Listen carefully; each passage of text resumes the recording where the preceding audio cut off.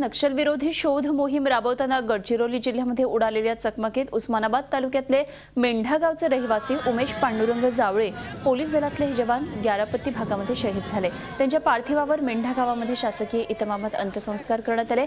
शहीद उमेश यांच्या मागे आई, वडील, बहीण असं कुटुंब आहे।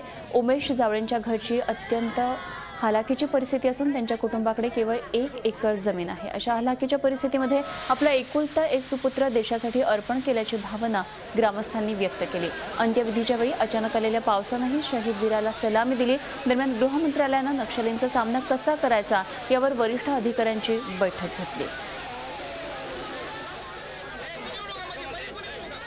गरिबीतून शिक्षण घेतलं। स्वतः म्हणजे घरची वडिलांची परिस्थिती गरिबी असल्यामुळे त्याने स्वतः काही कमवा शिका अशा योजनेमध्ये काम करून कधी पेपर वाटून किंवा मिळेल तसं काम करून आपल्या शिक्षणाचा खर्च भागविला। घरी वडिलाला त्यानं 1 रुपया मागितला नाही आणि अशा पद्धतीने त्यानं शिकलं आणि अनेक प्रकारे त्यानं ह्या पोलीस खात्यात जाण्यासाठी प्रयत्न केले। झी 24 तास रहा एक पाऊल पुढे।